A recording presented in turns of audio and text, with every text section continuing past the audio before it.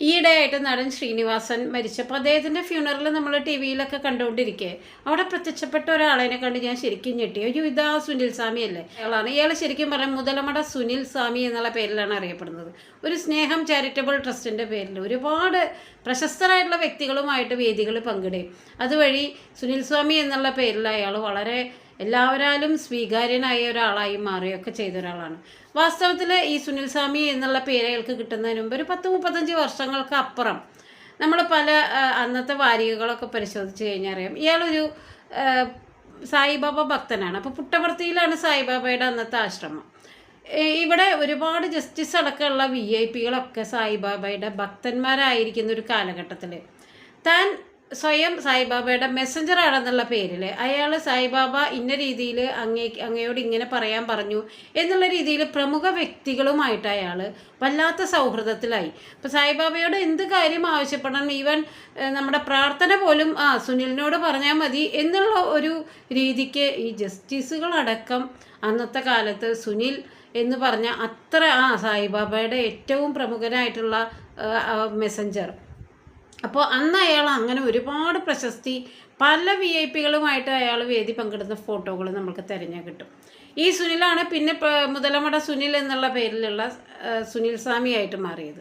പിന്നെ അയാൾ ഈ 2025 ഒരു വ്യവസായിനെ പറഞ്ഞു പറ്റിച്ച് 3 കോടി തട്ടിയെടുത്തു എന്നുള്ളതിൽ കുപ്രസിദ്ധമായിട്ടുള്ളൊരു കേസിൻ്റെ ഒരു ക്രൈം അയാളുടെ മേലെ ആരോപിക്കപ്പെടുകയും അയാൾ അറസ്റ്റ് ചെയ്യപ്പെടുകയും ഒക്കെ ചെയ്ത ആളാണ്. ഈ ആളാണ് വെറും 5-8 മാസം കൊണ്ട് തന്നെ എനിക്ക് തോന്നുന്നു ജാമ്യം കിട്ടി ജയിലിൽ നിന്ന് റിലീസാവുകയും ചെയ്തിട്ടുണ്ടാവും.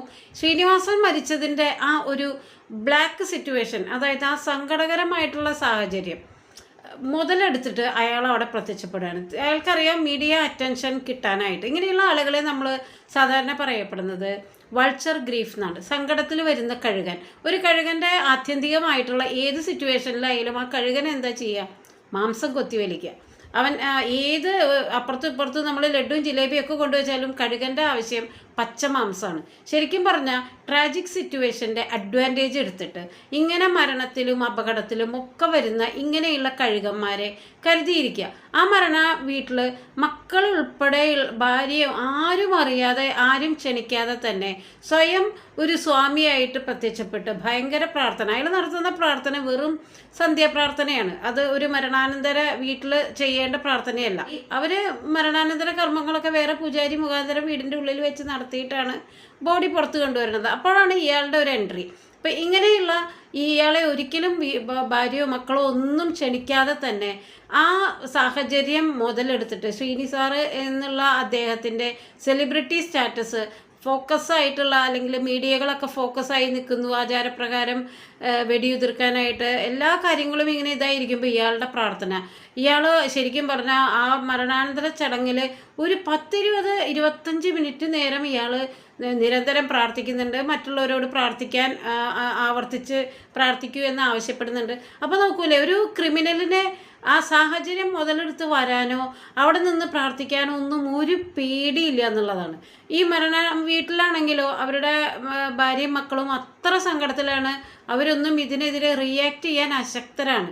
എന്നാൽ ചുറ്റുപാടുള്ള ആളുകൾ ഇയാൾ ക്രിമിനലാണല്ലോ, ഇയാൾ എന്തിനാണ് ഇങ്ങനെ വന്നേ എന്നുള്ളിൽ ചോദ്യം വരുന്നുണ്ടെങ്കിലും ഒരു മരണ വീടിനെ ഡിസ്റ്റർബ് ചെയ്യാൻ വിധത്തിലുള്ള ആ ഒരു മനസാന്നിധ്യം ആർക്കും അവിടെ ഇല്ല. ആരും അതിന് തയ്യാറായിട്ടുമില്ല. ഇങ്ങനെയുള്ള വൾച്ചർ ഗ്രീഫ് നമ്മൾക്ക് മുമ്പും അറിയാം. ശിരൂരിലെ അർജുൻ്റെ മരണത്തിൽ അവിടെ മനാഫ്, അതുപോലെ തന്നെ ഒരു അതിഥി തൊഴിലാളിയുടെ കുഞ്ഞ് മാനഭംഗപ്പെട്ട് മരിച്ചതിൽ അതിൻ്റെ ഫ്യൂണറൽ നടത്തിയത് ഒരു രേവന്ത് എന്ന് പറഞ്ഞൊരു ഓട്ടോ തൊഴിലാളിയാണ്.